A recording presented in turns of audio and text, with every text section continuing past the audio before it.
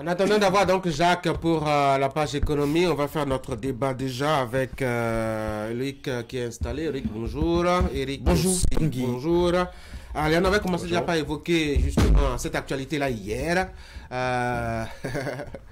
La décision du président Macky Sall de ne pas être candidat pour la présidentielle de 2024 dans son pays. Vous aviez été surpris. Qu'est-ce qui pourrait maintenant se passer à l'étape actuelle des choses? Je dois dire que la mouvance aussi la mouvance sénégalaise doit avoir été aussi surprise, Loric. Est-ce que la mouvance sénégalaise doit être surprise? Peut-être oui, peut-être non, puisque le président a eu à échanger avec ses collaborateurs. Vous n'êtes pas sans savoir qu'il y a eu des échanges en amont. Donc, peut-être bien qu'il leur aurait déjà mis un peu la puce à l'oreille en leur confiant qu'il ne voudrait pas être candidat, même si certains, entre-temps, ont suscité sa candidature pour cette troisième fois. Mais l'autre aspect qu'il faut surtout reconnaître, c'est l'enjeu qu'il y a actuellement, parce qu'il a bien précisé qu'il y aura un candidat qui ne sera pas candidat, donc il y aura un candidat de la mouvance présidentielle. Donc, qui sera ce candidat-là? C'est la grande équation à résoudre. Est-ce que cette candidature, parce que c'est peut-être qu'il va choisir lui-même, peut-être que c'est son parti qui va choisir, mais qui sera soutenu? Est-ce que la personne aura vraiment l'onction de toute la majorité présidentielle? L'autre aspect, c'est aussi l'opposition, parce que tout le monde voyait un peu Sonko comme le principal opposant, parce que c'est lui qui faisait l'unanimité autour de l'opposition. Aujourd'hui, voilà Sonko, qui d'abord est frappé par une condamnation, et l'autre aspect encore, Macky Sall avait bien précisé que si Sonko devrait être candidat, qu'il serait candidat aussi pour une nouvelle mandature. Aujourd'hui, il a bien précisé qu'il ne sera pas candidat, ce qui veut dire que d'office, on n'aura même plus à polémiquer autour de la candidature de Sonko. Maintenant, qui, à part Sonko, va incarner l'opposition? Est-ce que l'opposition ira avec un seul représentant, un seul candidat, ou l'opposition sera émiettée? Parce qu'une chose est de savoir, si tous les lieutenants, les anciens lieutenants qui se sont réunis autour de Sonko pour un idéal commun, c'est-à-dire non au troisième mandat, vont maintenant se dire, il n'y a plus de troisième mandat, est-ce que nous allons encore nous mettre ensemble pour faire le combat? C'est un défi pour ce sera à la fois à chacun sa part. La mouvance et pour l'opposition, Eric. Oui, absolument, et surtout pour l'opposition, parce que l'opposition a certainement le sentiment aujourd'hui d'avoir gagné une bataille, mais la guerre, elle n'est pas terminée. Parce que nous allons vers une élection où la mouvance aura certainement un candidat et puis l'opposition devra soit aller en rang dispersé ou se réunir autour d'un candidat. Mais ce qui est certain, il n'y aura pas Sonko. Parce que hier, nous l'avions évoqué, si, comme on dit, Sonko, avec son activisme ces dernières années, a pu bousculer un président en exercice jusqu'à l'amener à renoncer à briguer un troisième mandat, en faisant de lui son agenda politique, c'est que Macky Sall, ayant renoncé, devra aussi prendre Sonko comme son agenda politique. Il a maintenant tout le temps de bien s'occuper de Sonko et de s'assurer de ce que maintenant que tu as réussi à me faire renoncer, toi non plus, je vais m'assurer que tu ne sois pas le prochain président du Sénégal. Et donc, et c'est là que hier, j'ai pris du plaisir à écouter notre compatriote Francis Batindé sur France 24. Avec la décision de Macky Sall, il vient de désamorcer une bombe. Mais la seconde bombe, comment l'élection sera organisée? Puisqu'il est toujours président. Et il lui revient justement d'organiser les élections.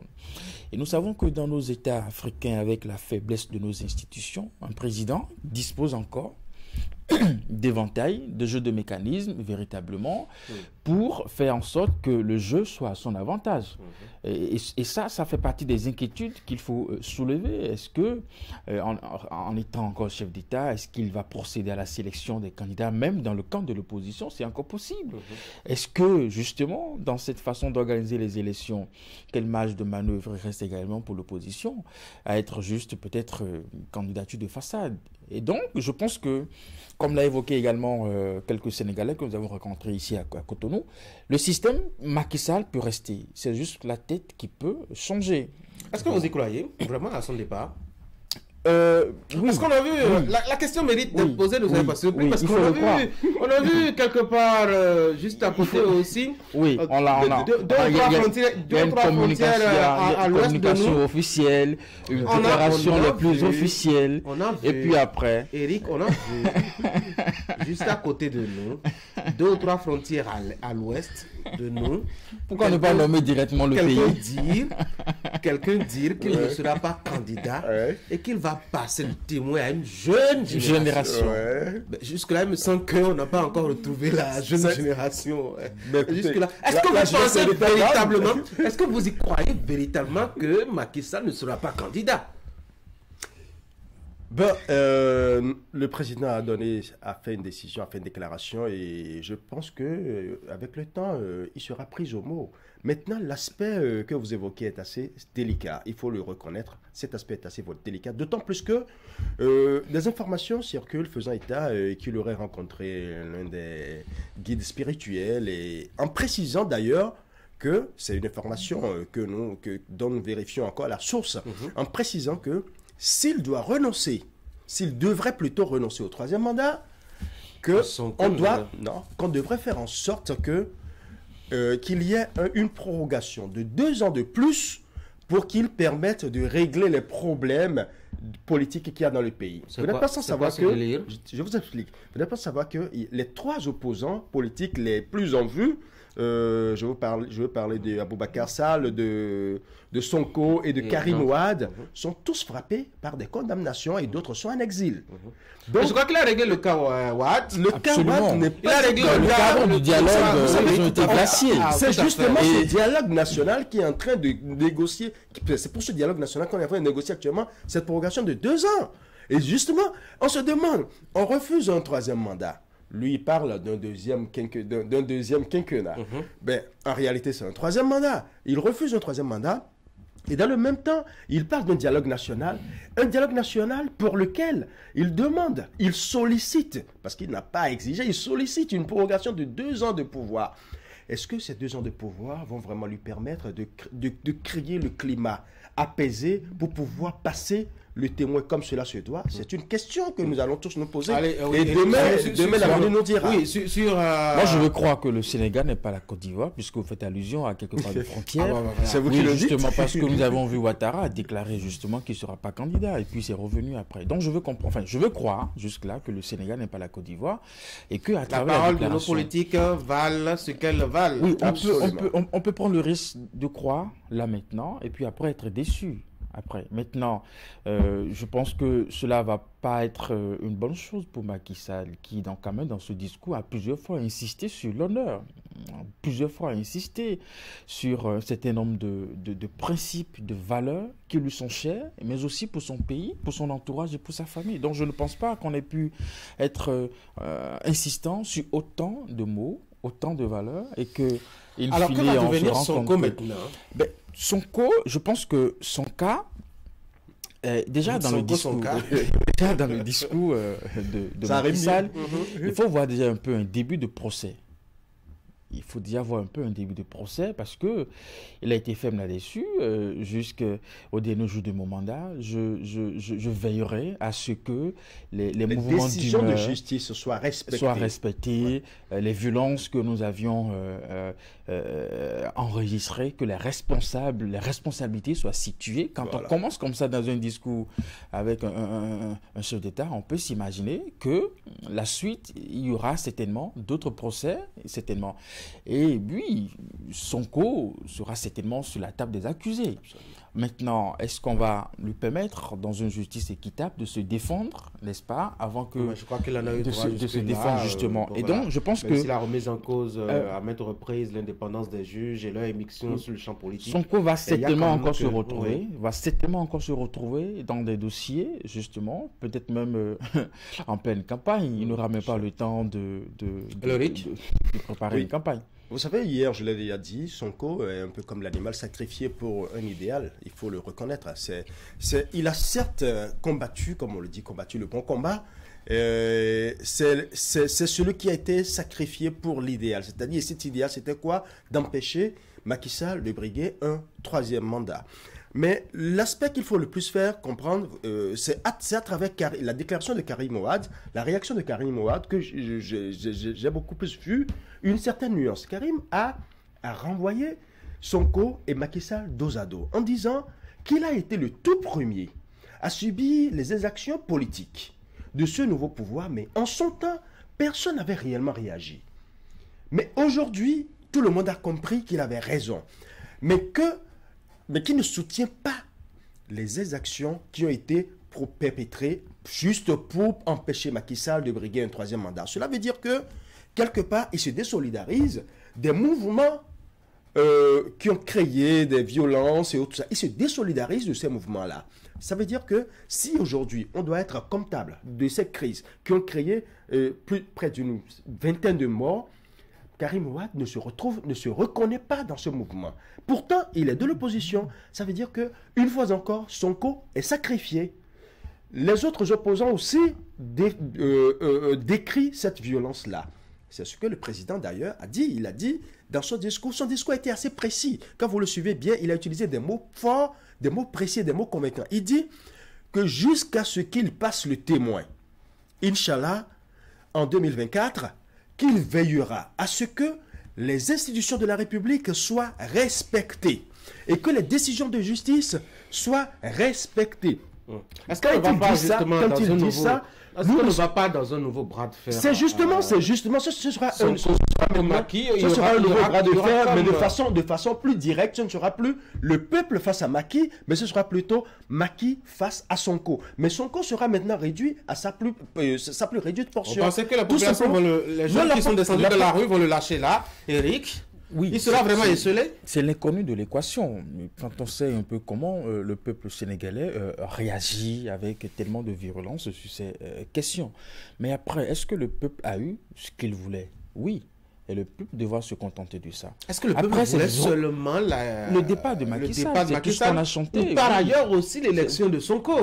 Parce que n'oubliez pas son discours pendant tout le temps qu'il est entré avec fracas sur la scène politique nationale, avec son intervention au Parlement et ces mots qui sont si durs vis-à-vis de la France. Il y a cette jeunesse qui s'est emballée autour de lui. On peut se dire que ce n'est pas seulement la personne de Macky Sall qui intéressait et son troisième mandat qui intéressait, mais il y a aussi que des jeunes rêve justement de le voir porter cet idéal contre la France. Absolument que les jeunes rêvent de cela, mais après nous sommes dans un état de droit.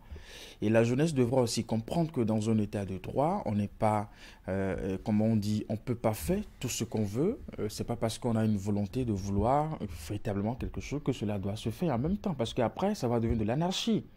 Parce que si de bonne conscience, Macky Sall part organiser les élections, et que de façon officielle, dans une élection transparente et libre, c'est le camp de la mouvance qui gagne, est-ce qu'on dira que les jeux ont été truqués? Non, le peuple devra accepter la sentence des urnes. Parce qu'en même temps, dans cette volonté populaire, attention à ne pas nous retrouver dans un état hors loi. Parce que des jeunes se seraient retrouvés dans la rue, ils veulent le départ d'un président, oui, le président est parti, mais après, la démocratie doit pouvoir continuer.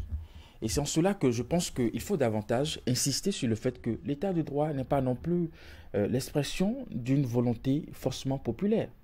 Parce que cette expression populaire peut nous amener dans un décor.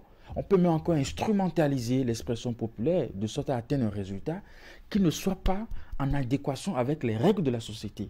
Puisque maintenant, qui sera responsable des casses ? Il faut pouvoir situer les responsabilités. C'est le bien public, c'est l'argent de tous les Sénégalais. Est-ce que ce n'est pas trop facile aussi de condamner Sonko pour dire qu'il a manipulé la jeunesse, alors qu'il a quand même une vingtaine de morts? On ne peut pas dire que l'État sénégalais est exempt de reproches, ou que même le pouvoir Macky Sall est exempt de reproches. Donc, s'il y a condamnation maintenue contre Sonko, il doit y avoir condamnation contre l'État aussi. Non, il faut trouver les responsables. On ne fera pas comme en Côte d'Ivoire où après 3000 morts, on n'a pas eu de coupable. Cette nuance parce que quelqu'un a dit que Macky Sall est autant responsable que Sonko parce que on a rusé avec le pouvoir. On a mis dans l'esprit de façon, je ne sais pas qu'est-ce qu'on égaye, de façon sournoise, une volonté de briguer un troisième mandat, et cela a suscité... Cela a allumé le feu. Allumé le feu. Quand on sait que ce sont des sujets assez délicats et sensibles, On ne doit pas jouer avec ça. Il faut trancher très tôt. Il faut trancher très tôt. Parce que si Macky Sall savait qu'un jour qu'il allait qu'il allait libérer le suspense dans un discours officiel. Non, qu'il allait nous parler de sa parole et de son honneur, mais il aurait pu faire de plus tôt. Il aurait pu le faire. J'ai apprécié cette intervention du monsieur sénégalais que nous avons rencontré, mais une décision qui vient après des décès, après des morts, ne devrait pas réjouir. Ouais. Ne devrait pas réjouir. Parce que lui, il a eu le sentiment on s'est amusé avec la vie des citoyens sur un sujet aussi important. Vous savez, au Niger, quand l'ancien président Issoufou Mamadou était à la fin de son mandat et que des mouvements de suscitation... Ah non, il n'en a pas attendu un deuxième. Hein. Le tout premier qui a commencé, on a coffré les membres rapidement. On les a arrêtés, après ils ont été relâchés, mais il a donné le signal, ne nous entraînez pas dans ce jeu, parce que cela pourrait dégénérer. Et entre cet exemple et l'exemple de quelqu'un qui a laissé le doute, la confusion pendant longtemps, c'est devenu même un mystère. Et puis, ça a entraîné des jeunes dans la rue et puis tout ça. Des hors-la-loi en ont certainement profité pour semer encore d'autres désordres. Il faut des coupables. Donc, ça aussi, c'est une responsabilité de l'État. Ouais. Et surtout de Macky Sall. Il faut effectivement des coupables. Et comme vous l'avez dit, la responsabilité est partagée puisque autant Sonko est responsable, autant Macky Sall est responsable. Mais vous le savez très bien, normalement, dans les pays qui se respectent, il devrait y avoir une commission d'enquête diligentée. Parce que autant il y a des populations qui ont fait preuve des actions contre leurs compatriotes, autant il y a eu des militaires, des policiers qui ont fait preuve des actions envers la population. Donc, normalement, il devrait y avoir une commission d'enquête pour voir à quel niveau d'implication chaque acteur a été. Mais l'autre aspect, quand vous observez, le peuple sénégalais voulait surtout que Macky Sall dise « Je ne suis pas candidat à un troisième mandat. Terminé. » Mais Macky Sall n'avait pas décidé ça au début, tout simplement parce que dans sa tête, il mijotait toujours ce troisième mandat qui pouvait toujours lui faire plaisir. Non, on n'est pas dans sa tête. Donc en réalité, il a parlé de s'il voulait le faire, on suppose que depuis le début, il savait qu'il ne sera pas candidat, mais qu'il a retenu on ne peut pas supposer ça dans la mesure où il a laissé des morts sur la trottoir. Et plus de 16 mois. Vous vous imaginez pourquoi ne pas dire très tôt « je ne suis pas candidat » et ces populations se seraient rangées. Mais vous voyez, l'opposition, pourquoi aujourd'hui on parle de Sonko? Sonko s'est retrouvé subitement un peu comme le consensus idéal de toute l'opposition. Donc, à un moment donné, il a incarné l'opposition, il a incarné le peuple sénégalais. Il a incarné la fougue de cette jeunesse. Et il a voulu donner. Il y avait quand même beaucoup de volonté, beaucoup d'envie. Justement, les gens ont vu en lui le leader qu'il faut suivre. Parce qu'il parlait, dans ses propos, il y avait juste un message qui intéressait tout le monde. Vous savez, quand un leader politique parle, on cherche toujours ce qui m'intéresse. Quand le leader parle, Tanguy va chercher ce qui l'intéresse en lui, Eric va chercher ce qui l'intéresse en lui. Et ce qui intéressait la plupart des Sénégalais dans les discours de Sonko, c'était d'empêcher Macky Sall de briguer un troisième mandat, puisque c'est justement ce combat qui a amené Macky Sall au pouvoir en 2012. Donc, tout le monde se retrouvait à travers Sonko. Karim Wade, à un moment donné, on s'était dit, non, il y avait d'autres combats parallèles, que ce n'était pas toujours... Faut-il juger Macky Sall? Donc, vous voyez, aujourd'hui... Faut-il juger Macky Sall? Dans quelle république? Mais écoutez, l'histoire jugera Macky Sall. Il faut reconnaître ça. L'histoire jugera Macky Sall. C'est les juges de Dakar qui jugent. Attendez, Dakar qui jugent surtout. Tout de suite, n'allons pas attendre les juges de Dakar, parce que tout de suite, les juges de Dakar ne jugeront que Sonko. C'est ça justement l'ironie de la justice africaine. Aujourd'hui, les gens ne voient, tout le peuple ne voit que Sonko qui, selon eux, incarne un peu entre griffes le rebelle, celui qui a suscité la population dans la rue. Mais au-delà de ça, il y a eu un idéal. Et qu'on le veuille ou non, Sonko a atteint son but. Même s'il a été sacrifié sur l'autel de l'idéal. Est-ce que c'était son unique but? Oui. Vous savez, cela aurait été une très bonne question si nous étions dans un pays, et je ne parle pas seulement que du Sénégal, où nous avons des institutions assez fortes. Vous savez, aux États-Unis, après les élections, où Biden a été vainqueur, les républicains se sont révoltés. Ils se sont révoltés, puis cela allés a au semé, Capitole, ils ont et puis tout cassé ça. des trucs. Mais aussitôt, il y a une commission d'enquête, on a pu identifier des Voilà. éléments, et même l'ancien président des États-Unis répond de ça aujourd'hui, parce qu'on a estimé que lui, en tant que leader, en tant que président, pour avoir perdu, devrait avoir un discours d'union rassembleur, ce qui n'a pas été le cas. Et donc, il devra répondre de ça. Bon, est-ce que nous sommes dans ce cas de figure au Sénégal? Est-ce qu'on peut espérer cela? Je ne pense pas. En Côte d'Ivoire, nous avons vu des violences où il y a deux camps se sont affrontés. Un seul président a été jugé, il est rentré aujourd'hui. Aujourd'hui, ils sont de bons amis maintenant. On peut espérer que cela puisse continuer. Alors, je pense que ça, c'est une faiblesse. Il ne faut pas même espérer cela. Alors, aujourd'hui, Macky Sall a renoncé, mais il est toujours président du Sénégal. Ouais. Et il a toujours tout le mécanisme à sa disposition. Donc, n'oublions pas ça. Tout le pouvoir en place. Tout le pouvoir en place. Et donc, ça reste une force qu'il devra utiliser. Surtout maintenant qu'il a servi au peuple ce que le peuple voulait. Et que nous sommes rentrés dans une certaine émotion. Quel devrait être le discours désormais de Sonko? Je pense que, franchement, maintenant qu'il peut...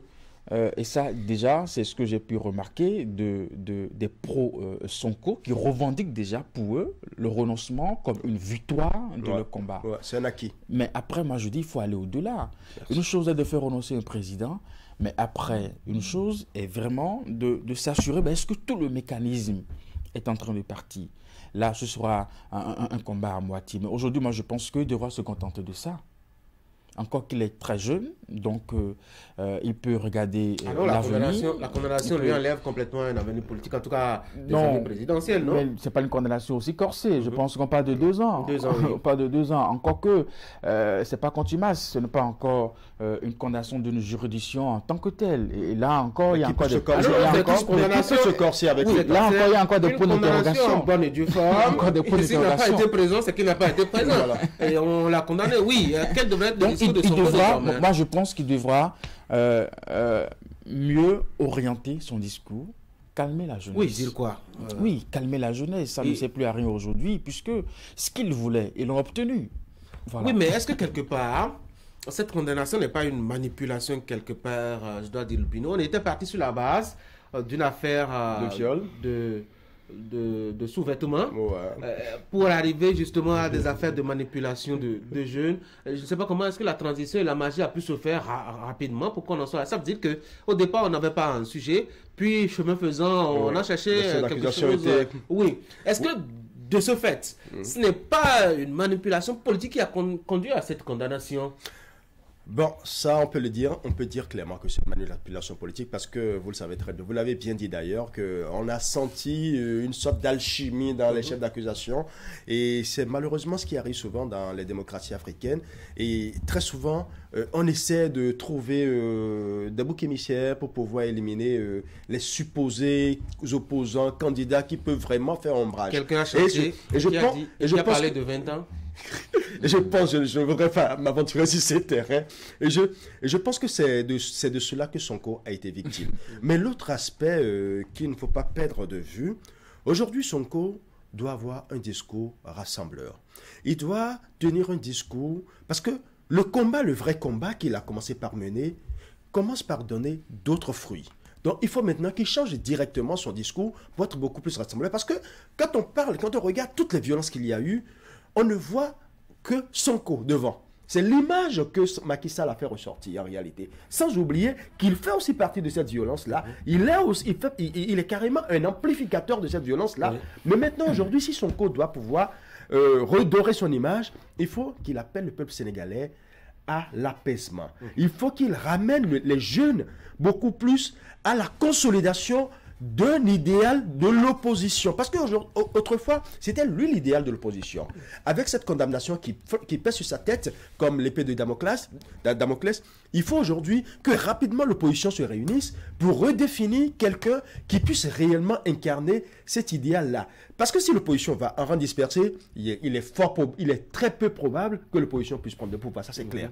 Mais si l'opposition, cette coalition, Bébé Y qui est toujours là, qui était restée autour de Sonko, si cette coalition peut vraiment se retrouver encore et définir un homme qui puisse incarner cet idéal. Oui, mais encore cet homme... C'est un peu trop tard, non? Se pose la question, s'il y en a vraiment, parce qu'ils ne l'ont pas préparé. Ils n'ont vraiment pas préparé ça. Ils ne voyaient que Sonko, la personne de Sonko. Mais il y a beaucoup de candidatures, Loïc. Il y a eu beaucoup d'ambitions qui se sont manifestées. Il y en a même qui étaient contre dans les rangs de l'opposition, qui étaient contre la candidature d'Ousmane Sonko. Oui, absolument. Mais après, il a pris le dessus avec sa popularité. C'est ça. Ça, il faut l'avouer. Il y a peut-être plusieurs candidatures.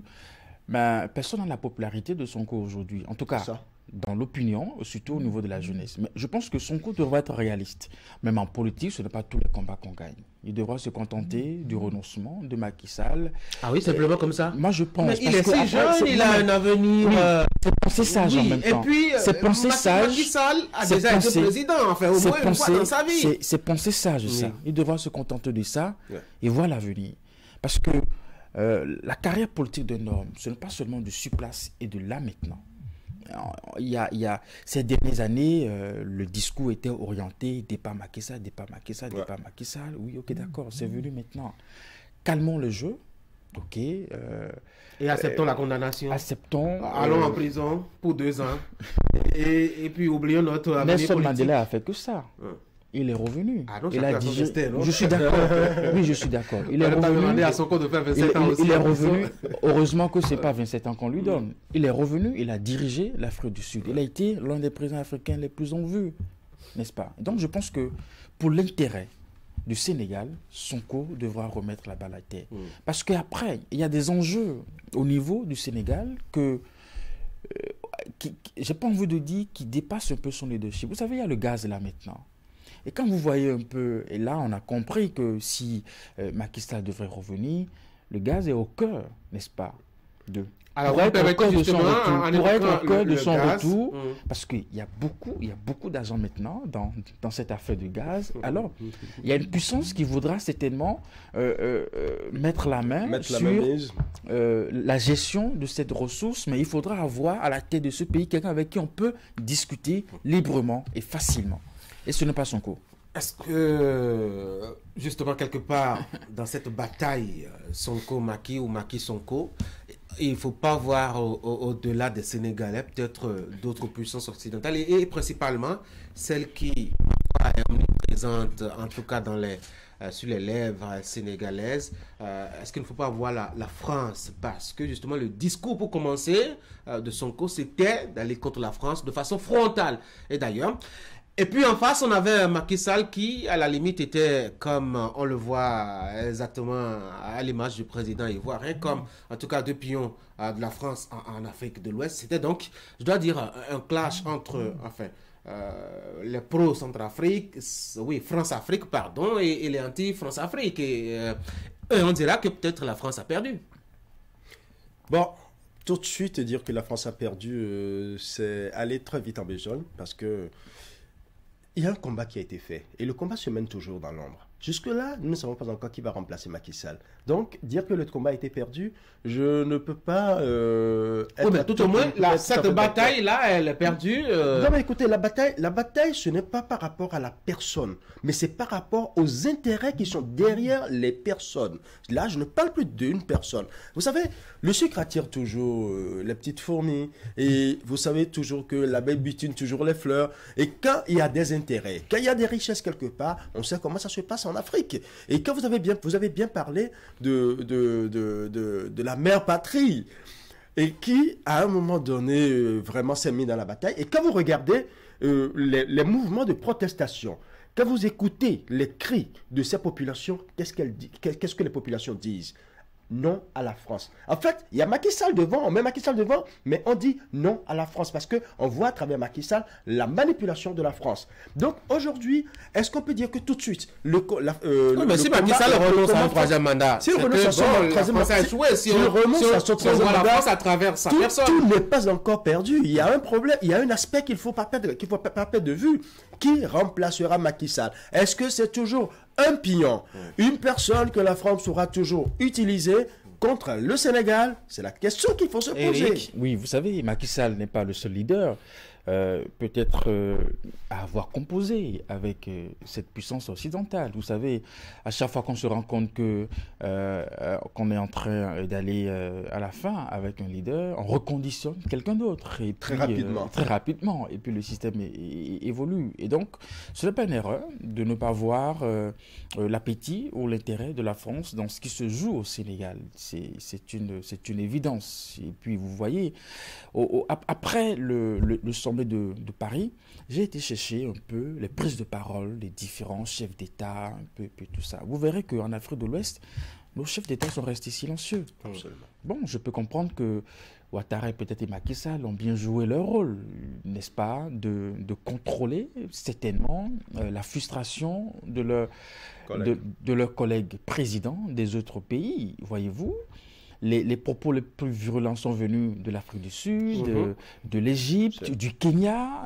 Et ça, c'est des extraits que vous ne verrez jamais sur des chaînes occidentales. Et pourtant, ces présidents africains, ils ont été virulents. Écoutez, arrêtez de nous voir comme de petits États, comme des mendiants. Nous avons le droit, le devoir d'être respectés. Et cette révolution dans l'esprit déjà de ces chefs d'État, n'est-ce pas, que ce soit en Afrique australe, centrale et puis tout ça, n'a pas encore touché nos chefs d'État, hein, en fonction des relations que nous avons avec la France. Et donc, la France observe toujours dans cette zone tout ce qui se joue comme enjeu politique et géostratégique, n'est-ce pas, avec beaucoup d'intérêt. Et comme je l'ai dit, il y a un enjeu en termes de ressources, un peu comme au Niger. Et ça, c'est l'exemple que je voudrais donner. Mamadou Sifo est parti, on le voyait effectivement jouer un peu le jeu de la France, mais il a réussi à faire une transition avec son ami Bazoum qui est là aujourd'hui, sans effusion de sang. Nous avons l'uranium et le pétrole. Et puis, la vie évolue. Ne serait-ce que cela, c'est ce que nous cherchons. Si on peut, les puissances en arrière-plan peuvent conserver leur intérêt et nous donner la paix. Oui, parce que c'est justement parce que leurs intérêts, c'est justement parce que leurs intérêts. C'est justement cela que moi je dis. De ça, c'est maintenant que commence le grand combat pour l'opposition sénégalaise. Rapidement pour finir. Oui, vous allez finir vraiment parce que j'ai déjà l'opposé de ça, c'est la Côte d'Ivoire. Les les grandes puissances en arrière-plan ont tellement joué le jeu en Côte d'Ivoire qu'aujourd'hui, regardez le nombre de personnes qui sont décédées. Babou est là aujourd'hui. C'est quand même curieux que chaque rendez-vous présidentiel, en tout cas en Afrique, soit des rendez-vous avec la mort. Ouais, c'est pas bien. On espère qu'un jour, ça va nous aider à notre maturité, notre marche pour la consolidation de notre démocratie va nous permettre un jour d'en arriver à éviter ce sera une longue marche. Bon, on va espérer de toutes les façons. Allez les gars, merci beaucoup, vous passez une très bonne journée. Mesdames et messieurs, on va marquer une pause, le temps de voir si Jacques Dégbe cette fois-ci peut discuter avec nous au téléphone. Si on peut toujours continuer. Hein. Oui,